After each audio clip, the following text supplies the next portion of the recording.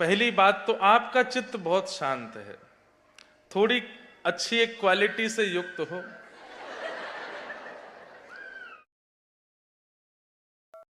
पंचम स्वर में क्या है वो? कोयल बोले, गूंगा बोले, क्या बोले? गूंगा, गूंगा बोले।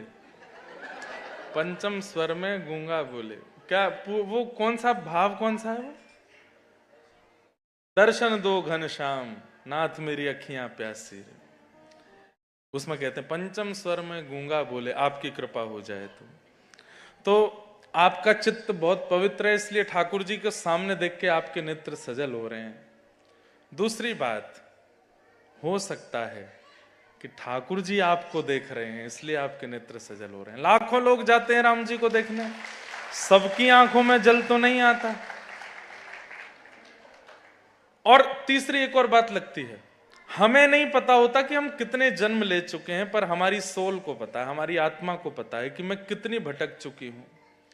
तो जिसके बहुत जन्म हो जाते हैं, भटक भटक के वो परेशान हो जाता है, उसको पता ही नहीं चलता कि वो मंदिर में जाके उसको हो क्या जाता। ठाकुर जी सामने खड़े हैं, हाथ शिविर करने लगते हैं, आंखों से आंसू, वो जो उसकी जीवात्मा अंदर जो उसका चित्त है वो रुदन करता है कि नाथ अब इसका अंत करो, ये मेरा अंतिम जन्म हो, हे प्रभु कितना और भटकाओगे मुझे।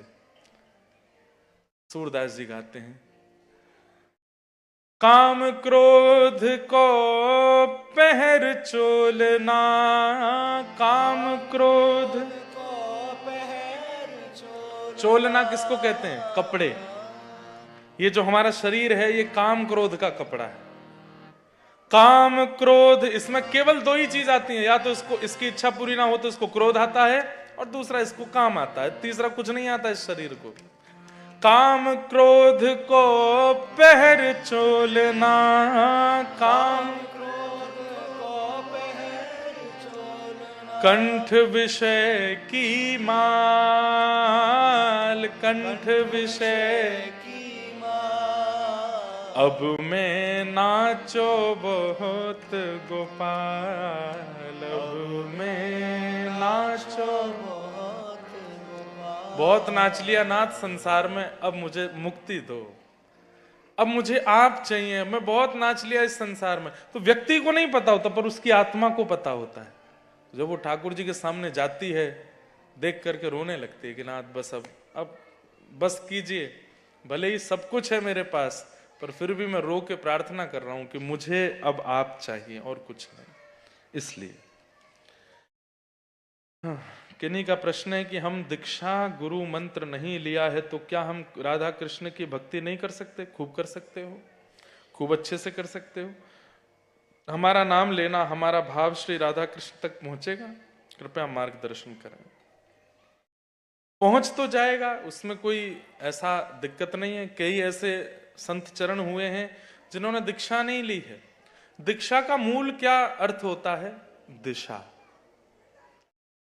हम किसी आचार्य से दिशा ले रहे हैं, ऐसा हो ही नहीं सकता कि आपने दीक्षा नहीं ली और आप केवल ठाकुर जी के नाम गाने में रुचि रखने लगे। किसी को तो सुनते हो, किसी की आज्ञा तो मानते हो, किसी की कथा से प्रभावित तो होते हो, किसी के प्रवचन से तो इन्फ्लुएंस होते हो, और वो सुनकर के करने लग जाते हो, अपने चित्त में उतारने लग जाते हो।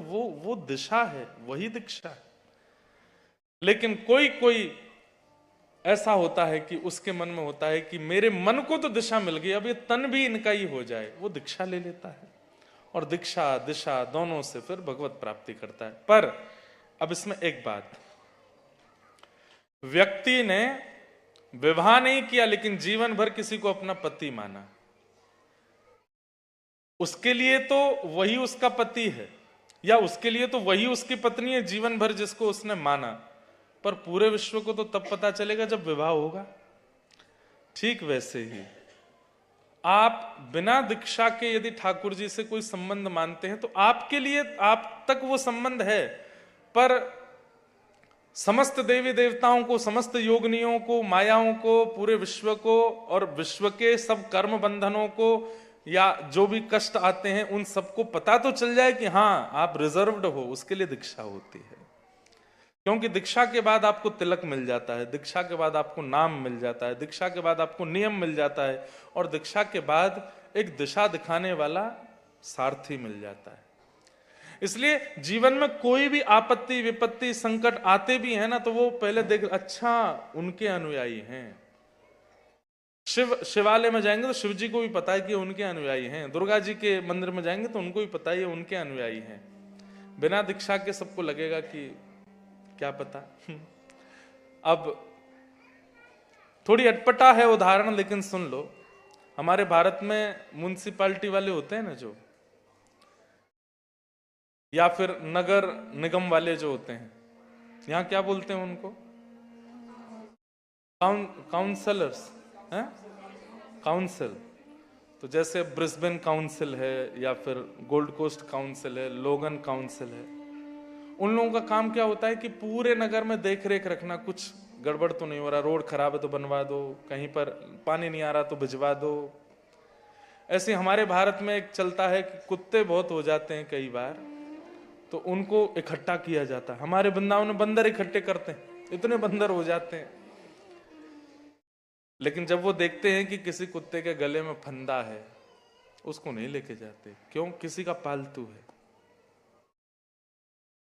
ठीक वैसे यमराज जी जो हैं इस पृथ्वी के काउंसलर हैं। कभी कभी वो अपने गणों को भेजते हैं, जाओ जो भी एक्स्ट्रा पड़े हैं उठा के लाओ उनको या फिर जो भी उल्टे सीधे काम कर रहे हैं इनको सबको लेके आओ यहां पर। लेकिन कह देते हैं क्या? देखना, जिसके माथे पर उर्दपुंड हो, गले में कंठी माला हो, जिह्वा पर कोई मंत्र हो, उसको मत लेके आना। क्यों? वो किसी का हो चुका है, वो किसी का है, उसको मत लेके आना। वो ठाकुर जी के धाम जाएगा, वो ठाकुर जी के चरणों में जाएगा, उसको मत लेके आना। जिह्वान वक्ति भगवत गुणनाम धेयम चेतश्चन स्मरति तच्चरणारविंदम कृष्णाय नो नमति यत् सिर एकदापि। ये तीन लक्षण जिसमें ना हो उसको लेके आना यहां पर। पहला, जिह्वान वक्ति भगवत गुणनाम धेयम, ठाकुर जी का गुणानुवाद नहीं गाता हो, कोई मंत्र उसके जीव को ना मिला हो, नाम मंत्र ना मिला हो और नाम ना गाता हो। चेतश्चन स्मरति तच्चरणारविंदम, जिसका चित्त गुरु गोविंद के चरणों का स्मरण ना करता हो। और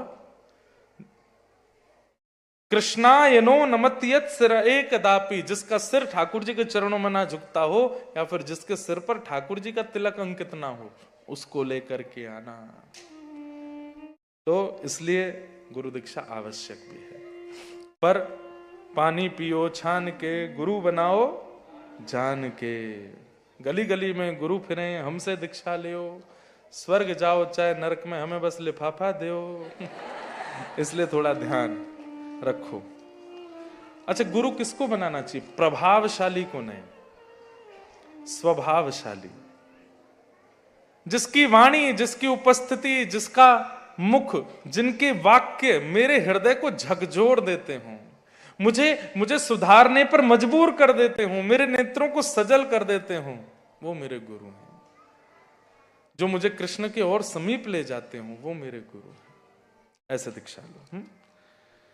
कलयुग में भगवान की कृपा प्राप्त करने का सबसे सरल एवं सबके लिए संभव मार्ग क्या है? भागवत जी में कहते हैं,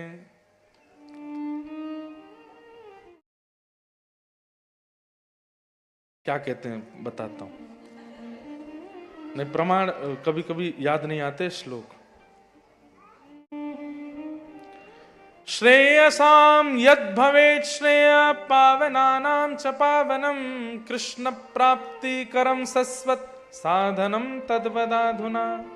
श्रेष्ठ से श्रेष्ठ हरि प्राप्ति का साधन हमें बताओ।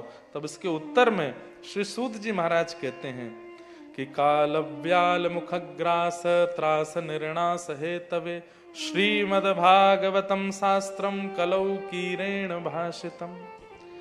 श्रीमद् भागवत शास्त्र का श्रवण करो।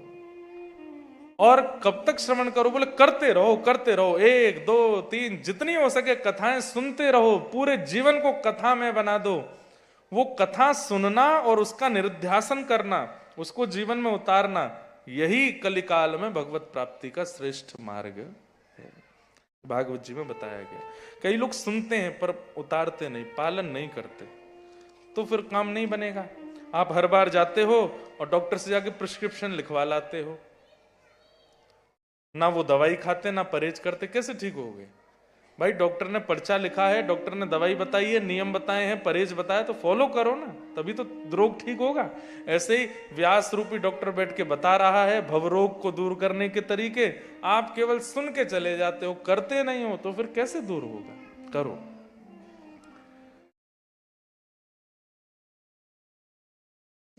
और क्या है,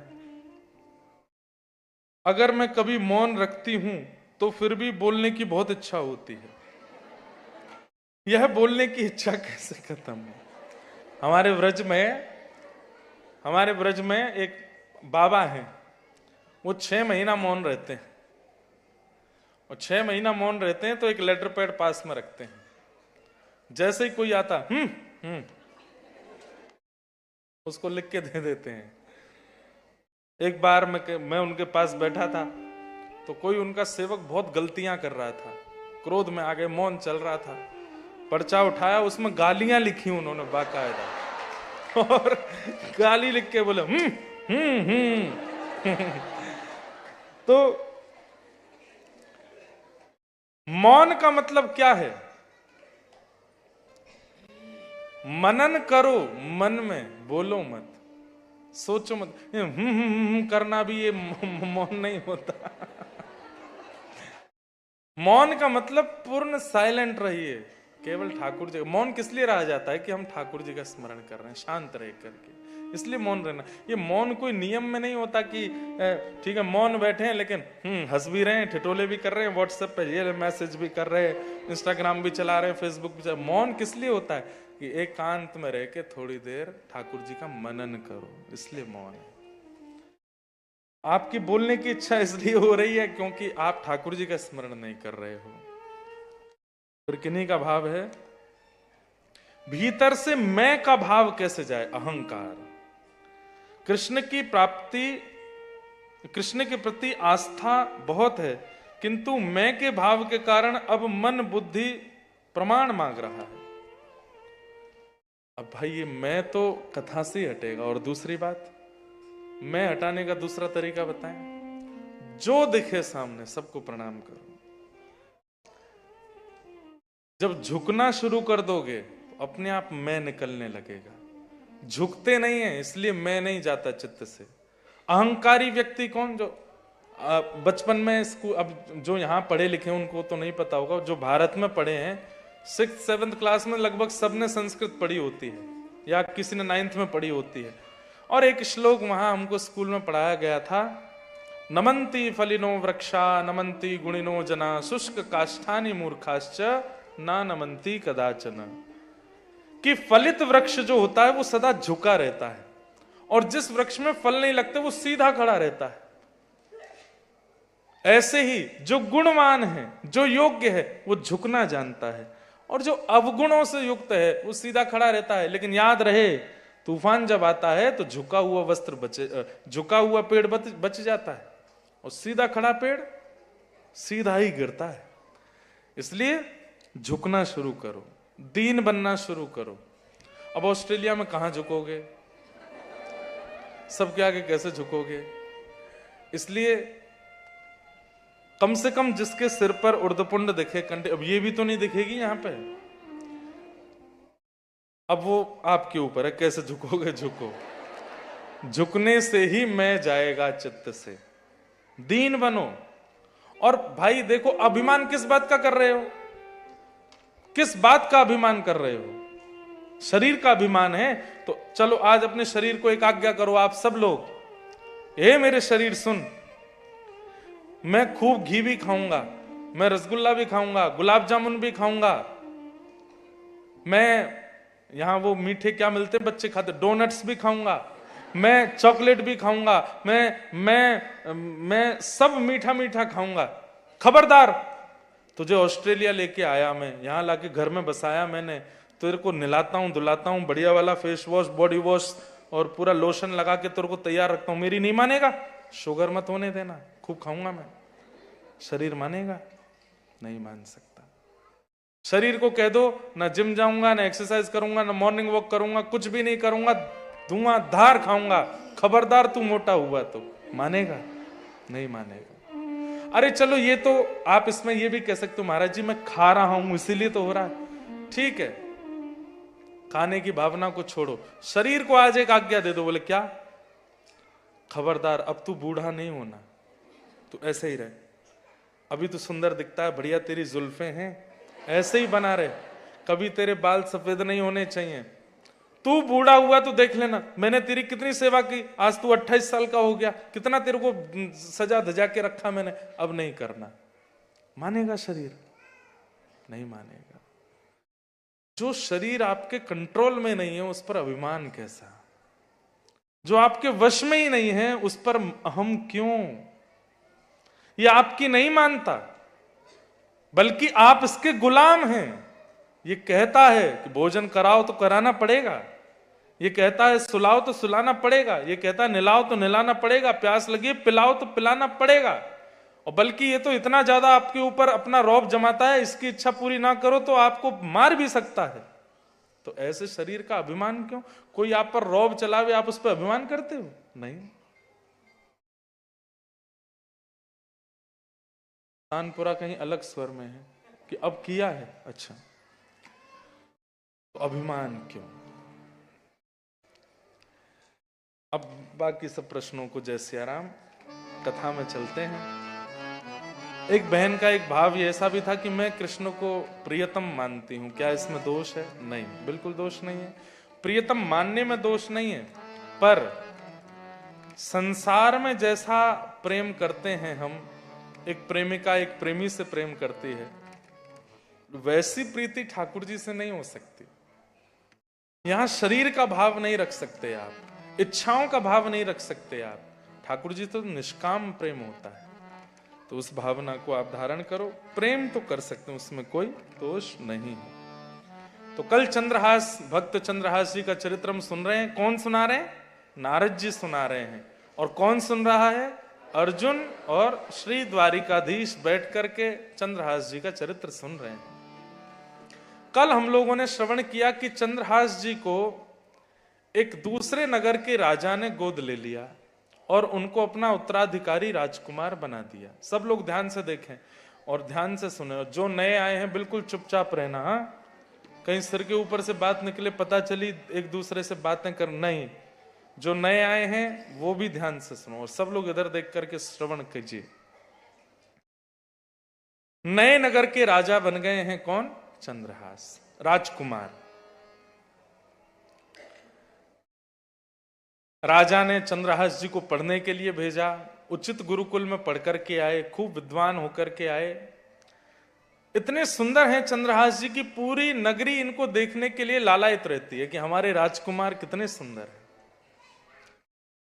1-1.5-2 वर्ष निकल गए, चंद्रहास जी का बढ़िया प्रेम से लालन पालन चल रहा था। नए अब चंद्रहास जी थोड़े कुमार अवस्था, युवावस्था के हो गए हैं। पहले क्या होता था कि एक बड़ा राज्य होता था और उस बड़े राज्य के नीचे 5-10 छोटे छोटे राज्य होते थे। तो बड़ा राज था कुंतलपुर, और जिस राज्य के अभी ये राजकुमार बने हैं वो छोटा राज्य था। तो छोटे राज्यों का एक नियम होता था कि साल भर का जितना भी कर होता था, टैक्स, वो इकट्ठा करके बड़े राज्य के राजा को दिया जाता था। जिस नगर के अभी राजकुमार बने थे चंद्रहास जी, उस नगर के राजा ने पिछले 1.5-2 वर्ष से कर नहीं दिया था कुंतलपुर के राजा को। ध्यान से सुनिएगा सब।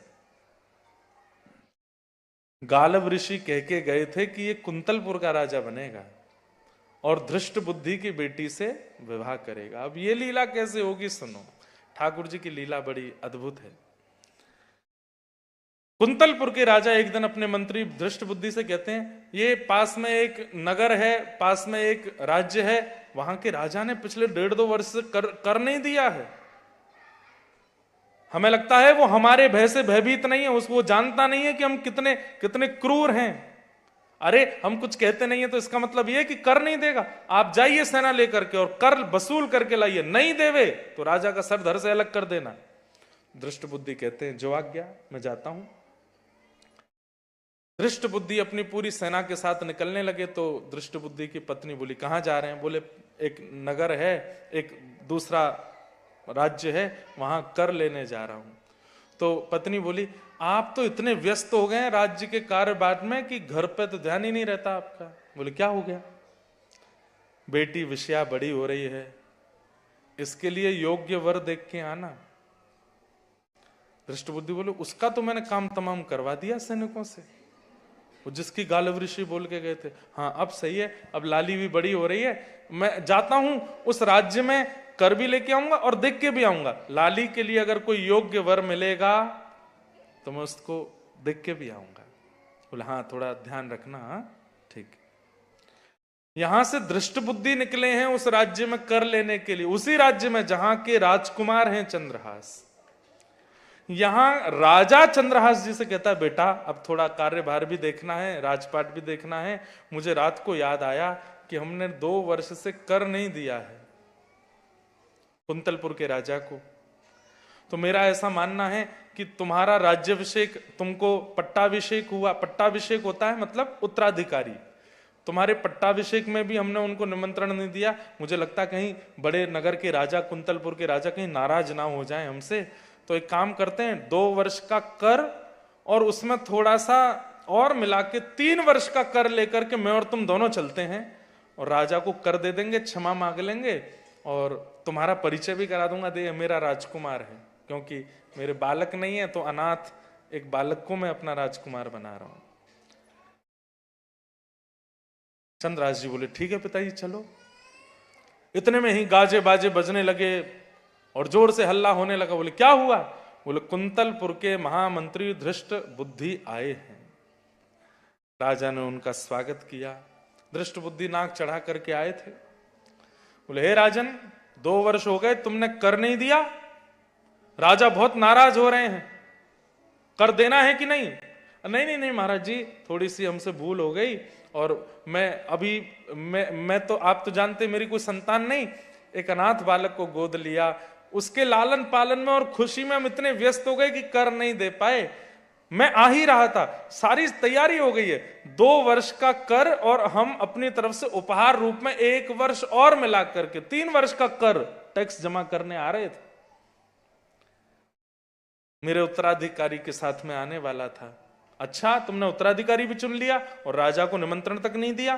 बोले महाराज जी सब क्षमा, मुझे बस क्षमा कर दें, इतना जल्दी सब हुआ कि मैं भूल गया, मैं अपने उत्तराधिकारी से आपको मिलाऊं।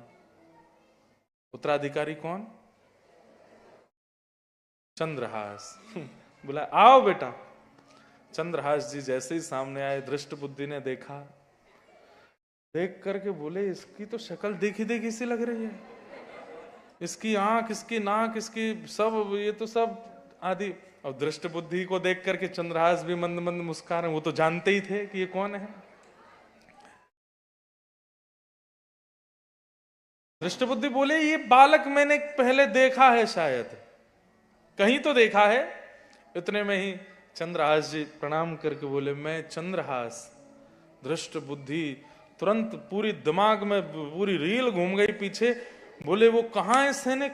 उनको मैंने भेजा था इसको मारने के लिए, वो तो उंगली भी लेके आए थे मेरे पास। अच्छा बेटा जरा अपने चरण दिखाना।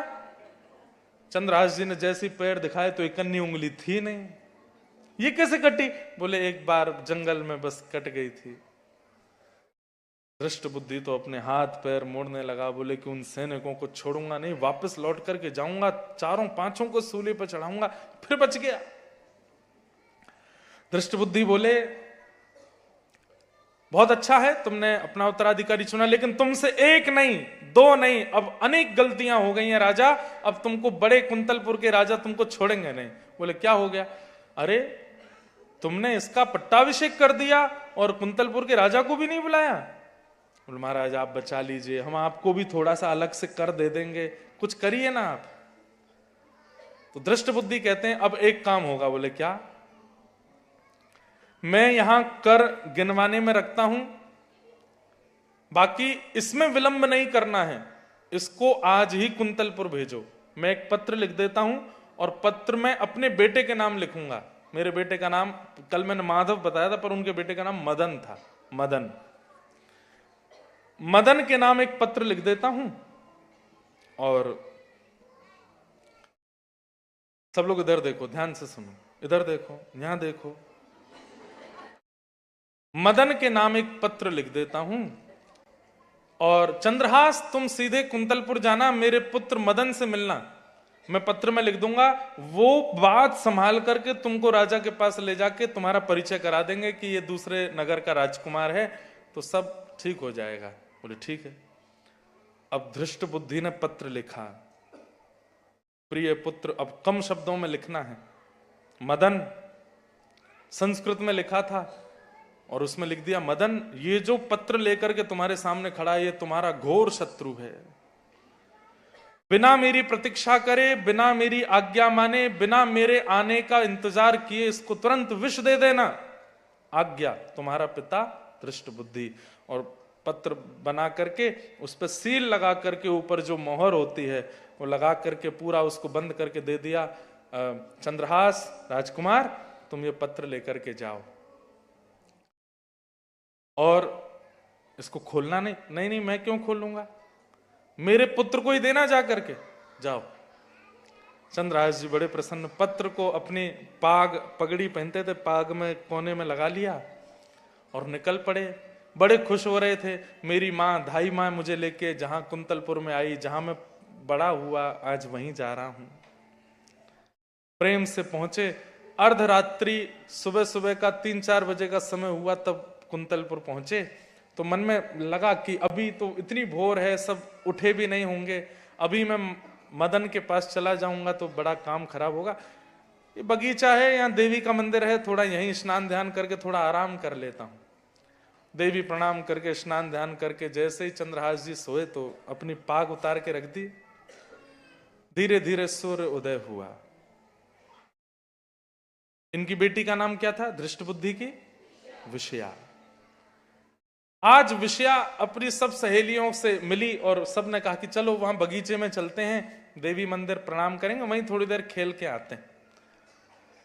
जैसे ये गई देवी मंदिर में प्रणाम करके बस खेल ही रही थी, वहीं एक वृक्ष के पीछे से इनको दिखा कोई सो रहा है, और जैसे ही उन्होंने उसके रूप को देखा तो सुंदर तो थे ही चंद्रहास, प्रसन्न हो गए। अच्छा, अधिकतर अच्छी जोड़ियां देवी मंदिर में ही बनती हैं।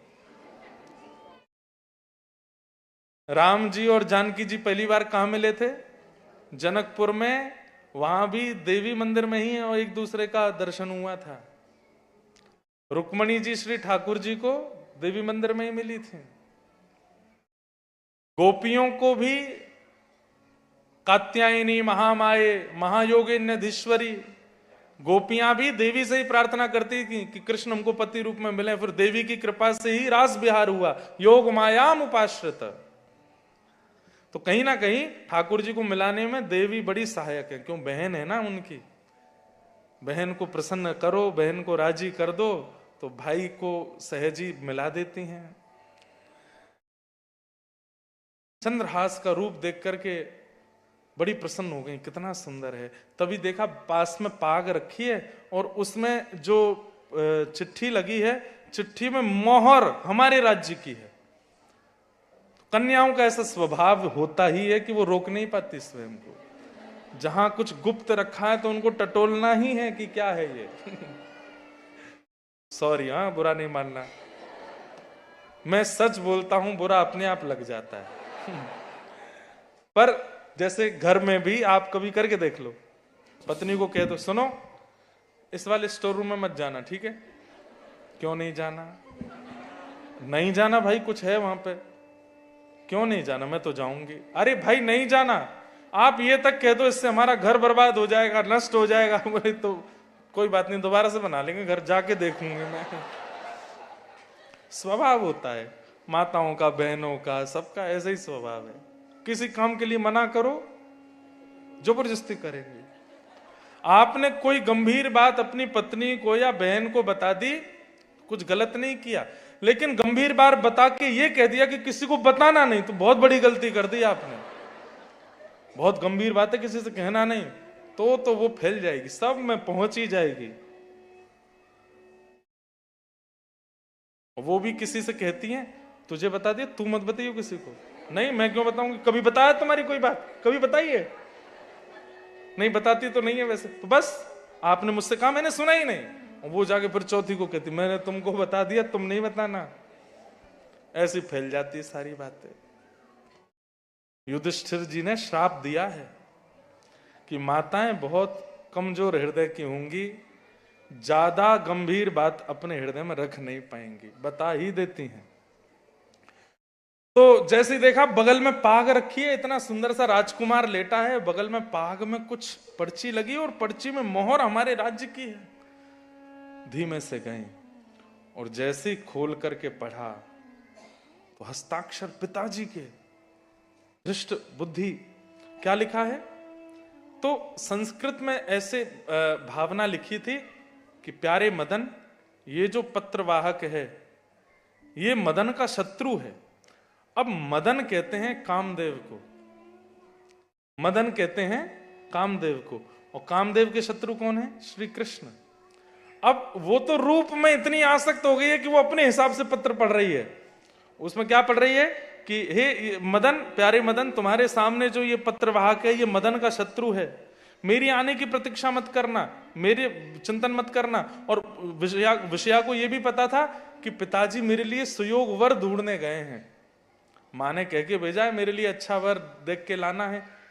तो हो सकता है पिताजी लिखना चाह रहे हैं कि ये सामने पत्रवाहक जो है ये मदन यानी कामदेव का शत्रु कृष्ण के समान सुंदर है, मेरे आने की प्रतीक्षा मत करना, मेरे आने का विचार मत करना, मेरी आज्ञा की इच्छा मत रखना, इसको तुरंत विष दे देना।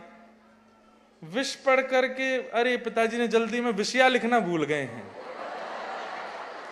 और तुरंत एक सीख लेकर के अपनी आंख का काजल लिया और विष को विषया कर दिया, और विषया करके तुरंत मोहर लगा, बंद करके मोहर को गरम गरम करके लगा के फिर से रख दिया। और गई देवी को जाके प्रणाम करती है, हे माँ आज आपने बड़ी कृपा कर दी। तुरंत अपनी सहेलियों से कहती चलो चलो चलो, सुनो अच्छे अच्छे वस्त्र पहन लेना घर जाके। क्यों? कुछ होगा आज। क्या होगा? बोले कुछ होगा, बस पहन लो। सब चले गई, वो भी लौट करके अपने घर आई, अपने भैया को, मदन भैया कहाँ हो? मदन जी, क्या बात है, तैयार नहीं हो गए आप? क्यों तैयार होना, कोई मेहमान आ गया तो, कोई खबर आ सकती है, पिताजी भी आ सकते हैं, हो जाओ। उसने माँ को भी तैयार कर दिया, भैया को भी तैयार कर दिया, बढ़िया वाले वस्त्र, क्योंकि पता है कि ब्याह होने वाला है। यहां चंद्रहास जी उठे, उठ करके देखा, अपनी पाग वाग देखी, पाग पहनी, पर्चा को और भीतर डाला, घोड़े पर बैठे पहुंचे मदन के पास, दृष्ट बुद्धि के घर पहुंचे। ठाकुर जी कैसे पूरी लीला रचा रहे हैं जरा देखिए आप। बस ये कथा सुनाने का मेरा एक ही उद्देश्य है कि आप ना बस ठाकुर जी के भरोसे छोड़ दो, अपनी मन बुद्धि से क्रियाएं करो, बाकी जो हो रहा है ठाकुर जी पर छोड़ो, सब मंगल करते हैं ठाकुर जी। चंद्रहास जी पहुंचे, द्वार से द्वारपाल गए, भीतर मदन को लेकर के आए, कोई मिलने आए हैं, आपके पिताजी ने भेजे हैं। बाहर आकर के देखा, आइए भैया कहां से आए? बोले कि मैं पास के राज्य का राजकुमार हूं। मदन बोले यार तुमको कहीं देखा है हमने? बोले कि मैं दासी पुत्र चंद्रहास। अरे ये क्या तुम्हारा रूप हो गया, राजकुमारों जैसी पोशाक पहनते हो? बोले कि वो पास के राजकुमार ने मुझे गोद ले लिया ना। बोले अच्छा अच्छा अच्छा, हाँ हाँ हाँ, आपके पिताजी आए वहां कर लेने? हाँ पिताजी वहां गए तो उन्होंने मुझे पत्र लेकर के भेजा है। अच्छा लाओ दिखाओ। प्यारे मदन, ये सामने जो पत्रवाहक खड़ा है मदन शत्रु है। अब संस्कृत में यह अब मदन शत्रु शब्द है, अब इसका अर्थ तब लगेगा जब पूरा वाक्य पढ़ लेंगे।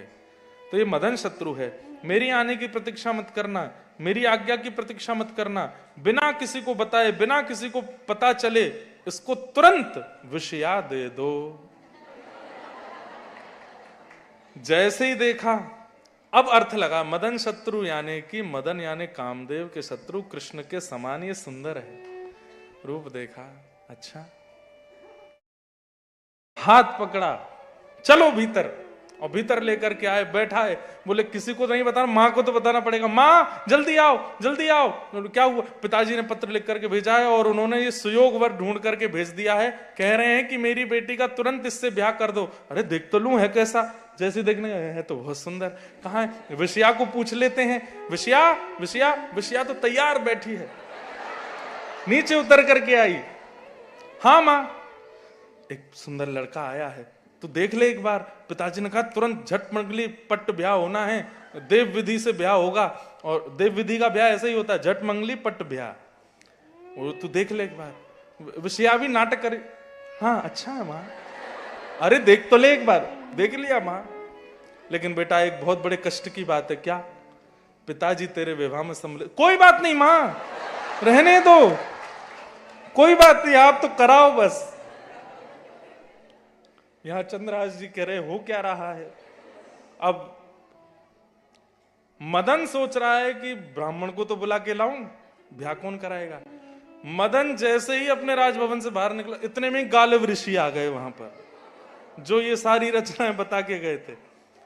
अरे महाराज जी आप भले पधारे, पिताजी ने पत्र लिख करके भेजा है और कह दिया ये सुयोग वर है, मेरी आने की प्रतीक्षा मत करो, तुरंत ब्याह करा दो। आप जरा बताइए कैसे होगा। गालब ऋषि भीतर आए। बोले देखो मदन, तुम्हारी बहन की कुंडली देखी है मैंने, और इस समय जो समय चल रहा है इसके अनुसार एक घड़ी यानी कि 24 मिनट के अंदर तुम्हारी बहन का ब्याह हो जाना चाहिए, नहीं तो 24 साल तक इसके ब्याह का योग नहीं है। इतने में तुम, मेरे पति तो आए नहीं। बोले उनको आने छोड़ो, दोनों दंपति का आशीर्वाद दिलवा देना बस। बोले 24 मिनट में कैसे होगा? गालब ऋषि बोले तुम मंत्री के पुत्र हो, तुम्हारे लिए क्या है, मैं बस सामग्री का नाम बोलता जाऊंगा, देते जाना। बोले ठीक है महाराज बैठो। अब चंद्रहास कहने लगे मेरे माता पिता तो दूसरे नगर में, मैं उनको बिना बताए ब्याह कैसे कर लूं। गालब ऋषि ने उनको समझाया। बोले देखो ये सब ठाकुर जी का विधान है, तुम्हारी कुंडली में भी योग नहीं है, 24 साल ब्याह नहीं होगा तुम्हारा। अब नहीं हुआ तो अभी कर लो, तुम्हारे पिताजी को मैं समझा दूंगा, मैं ऋषि हूं, मेरी बात सब मानते हैं। यहां महाराज बैठे हैं और यहां नारद जी कथा सुना रहे हैं। ठाकुर जी था के मार मार के हंस रहे हैं, ताली बजा रहे हैं। बोले हो गया ब्याह, हो गया ब्याह। अर्जुन कह रहे हैं ये स्क्रिप्ट राइटर तो आप ही हो, ये सब आप ही करो, फिर इतना खुश क्यों हो रहे? बोले कि मेरे भक्तों का चरित्र सुनकर मैं बड़ा प्रसन्न होता हूं।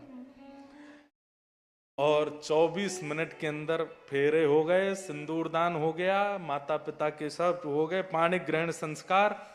मां ने बैठ करके वो गालब ऋषि बोले तुम्हारा बाम हाथ है माँ का हाथ और दायां हाथ है पिता का हाथ, तो बाम हाथ से दायां हाथ स्पर्श करके वो कर दो, इनका कन्यादान कर दो, हो जाएगा। करा दिया। 24 मिनट में ब्याह हो गया, फेरे आदि सब पड़ गए, भामर पड़ गए, सब जगह हो गए। माता जी से आशीर्वाद ले लिया, भैया ने गले लगा दिया। गालब ऋषि ने दोनों को चिर सौभाग्यवती रहो घोषणा करता हूं। क्या? ए मदन, तेरी बहन ने जिस वर्ग के आज ब्याह किया है इसके जीवन में 2 लक्षण आएंगे। बोले 3 लक्षण आएंगे। क्या? पहला, ये कालांतर में कुंतलपुर का राजा बनेगा। दूसरा, तुम्हारे जीजा जी अजर अमर रहेंगे, कभी मरेंगे नहीं, मतलब तुम्हारी बहन जो है इसका सौभाग्य अजर अमर रहेगा, कभी विधवा नहीं होगी। और तीसरा, इसको साक्षात शंख चक्र गदा पद्मधारी साक्षात भगवान का प्रत्यक्ष दर्शन होगा। ये मेरी आशीर्वाद, ये आशीर्वाद में दिया गालब ऋषि ने। चंद्रहास जी तो रोने लगे। बोले ऐसा आशीर्वाद मिल जाए तो क्या करें। अब ब्याह तो हो ही गया। मदन ने पूछा महाराज नगरवासियों का क्या करें? क्या अब तो बता दो सबको। बोले कि योग था इसलिए हमने कर दिया, किसी को बताया भला नहीं, रिश्तेदार नातेदार नगरवासी सबको बताओ अब तो। मदन ने जाके महाराज पूरे नगर में लड्डू बंटवा दिए। बोले क्या हुआ? बोले हमारी बहन जी का ब्याह हो गया है। बोले अरे बताया नहीं? बोले कि वो ऐसा योग था कि करना पड़ा।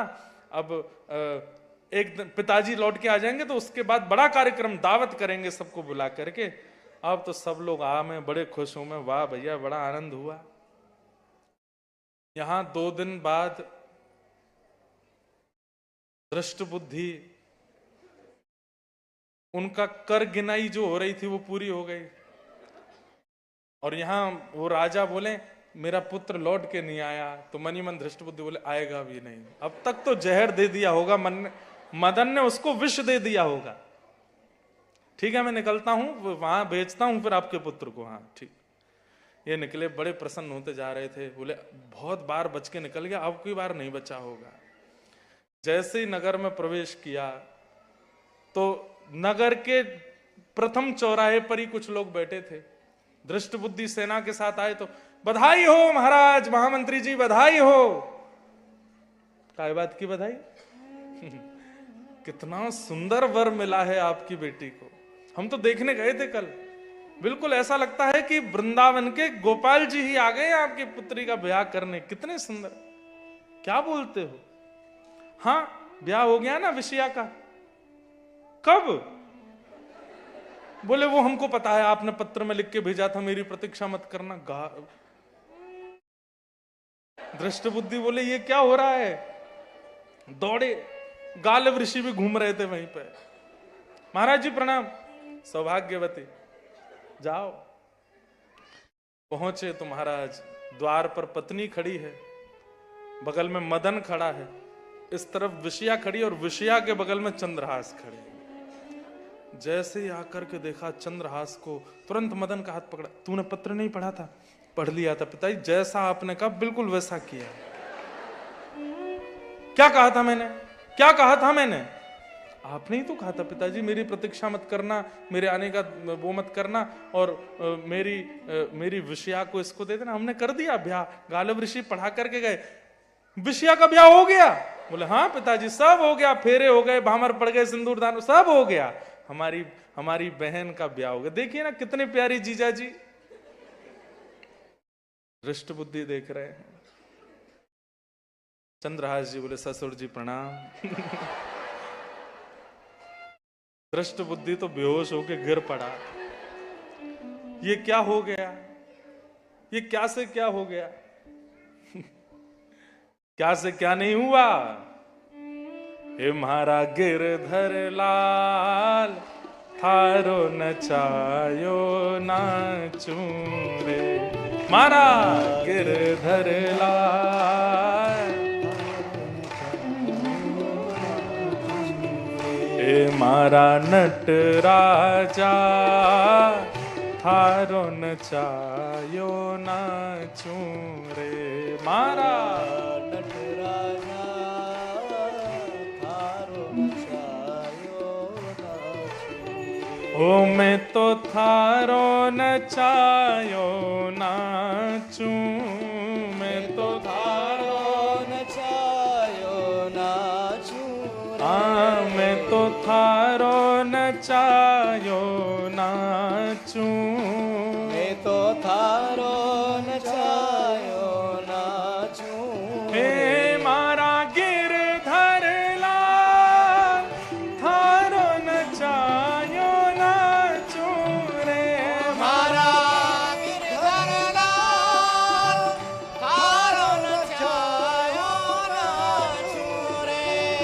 ओ इसका मतलब नचायो नाचू मतलब डांस करना नहीं है। ये जो संसार में हम नाच रहे हैं, ठाकुर जी हमको कठपुतली बना के नचा रहे हैं और हम नाच रहे हैं। पर कभी कभी हम लोग अपनी बुद्धि लगाने लगते हैं। ठाकुर जी तो कहते हैं पाम उठाओ, लेकिन हम हाथ उठाने लगते हैं। कठपुतली अगर हमारे इशारे पर ना नाचे, अपने आप नाचने लगे तो पता क्या होता है? कठपुतली वाला रस्सी काट देता है। ये कठपुतली काम की नहीं है। हम पैर उठा रहे हैं, हाथ उठा रहे हैं, ये कुछ और उठा रहे हैं। ऐसे ही ठाकुर जी की इच्छा तो कुछ है, लेकिन हम अपनी इच्छा जोड़ करके कुछ भी करने लगते हैं तो ठाकुर जी भी अपने आप ही कर ले। इसलिए अपने आप नहीं, अपनी बुद्धि का क्रम करो, मेहनत करो, परिश्रम करो, पर फल में जो मिले उसको स्वीकार करो। नाथ ओ मैं तो थारो नचायो नाचू, मैं तो थारो नचायो नाचू। हे मारा ओ मारा, हे मारा गिरधर लाल, थारो नचायो नाचू रे। मारा गिरधर लाल,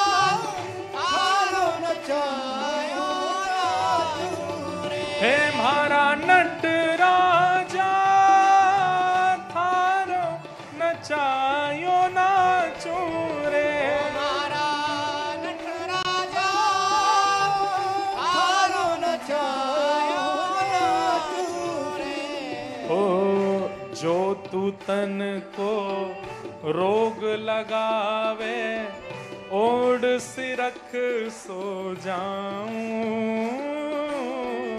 जो तू तन को रोग लगावे ओढ़ सिरख सो जाऊं। ओ जो तू काल रूप बन आवे।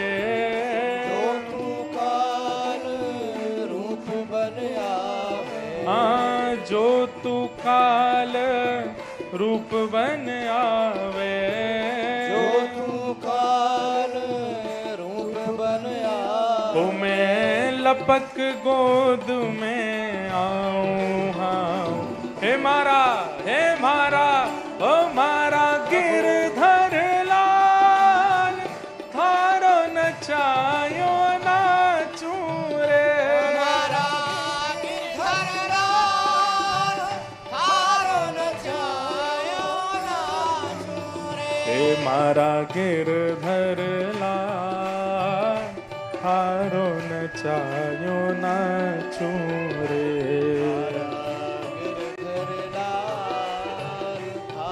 भुजा उठा के करताल बजाते हुए गाओ बोल वृंदावन बिहारी लाल की।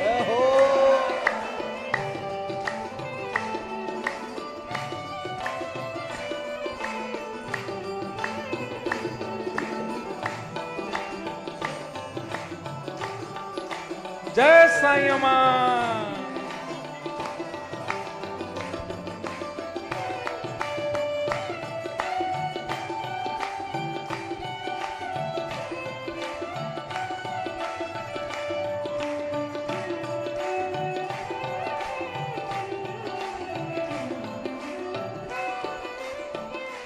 ओ जा रंगरा कपड़ा पहनावे वैसो ही स्वांग बनाऊं। जा रंगरा कपड़ा पहनावे वैसो ही स्वांग बनाऊं। ओ जैसो बोल बुलावे मुख सो। जैसो बोल बुलावे मुख सो। हाँ जैसो बोल बुलावे मुख सो। जैसो बोल बुलावे मैं वैसी ही बात सुनाऊं। मारा गिरधर लाल थारो नचायो नाचूं रे। मारा गिरधर लाल थारो नचायो नाचूं रे। हे मारा गिरधर लाल थारो नचायो नाचूं रे। मारा गिरधर लाल थारो नचायो। श्री गोवर्धन नाथ की।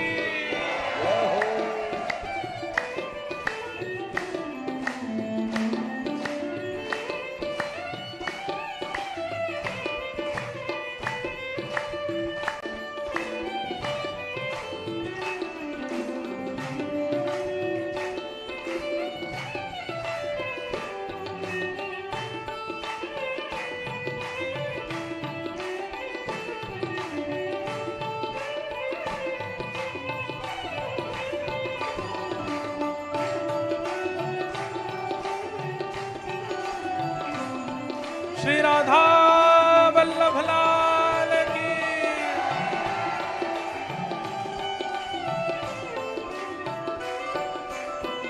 और घर का प्राणी कहा ना माने मन मन खुशी मनाऊं।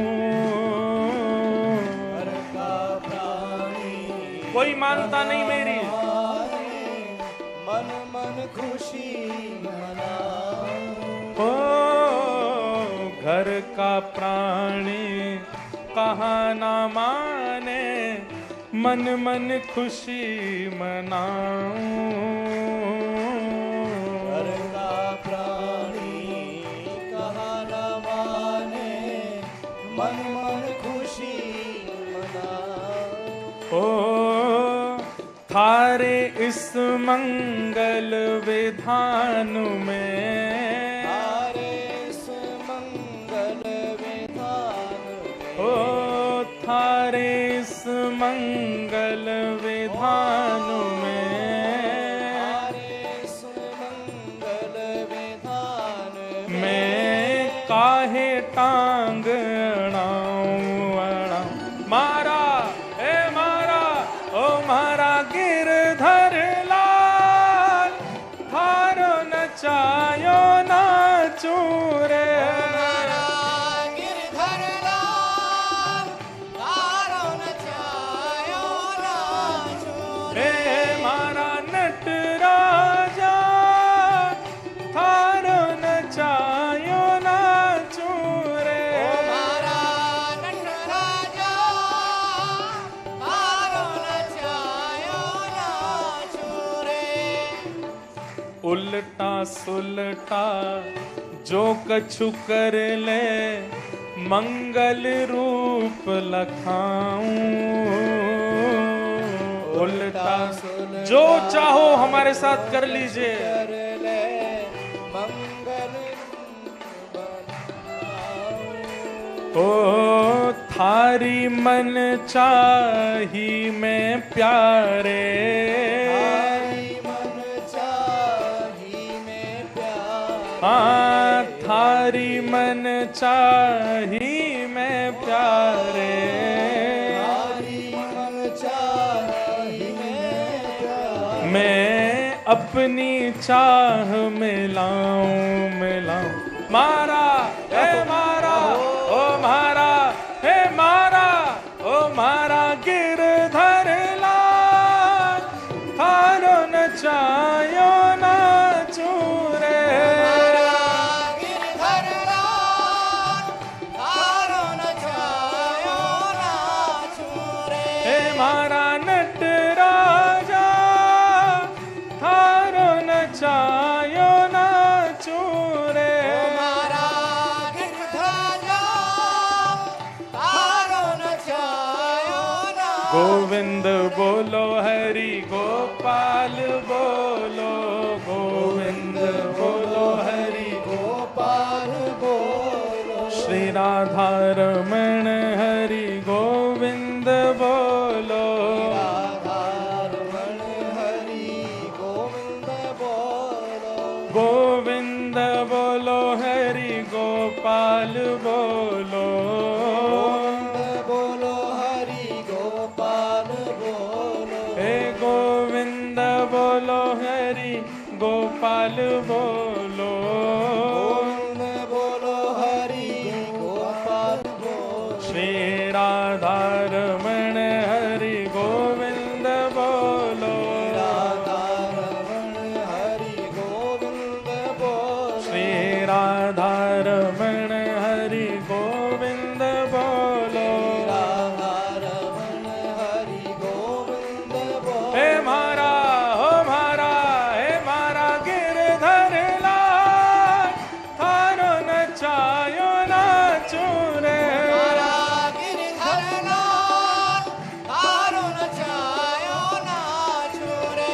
मारा नटराजा, थारो नचायो नाचू रे। मारा नटराजा, तारो नचायो नाचू रे। ओ मैं तो थारो नचायो नाचू, मैं तो थारो नचायो, नाचू रे। ओ मैं तो थारो नचा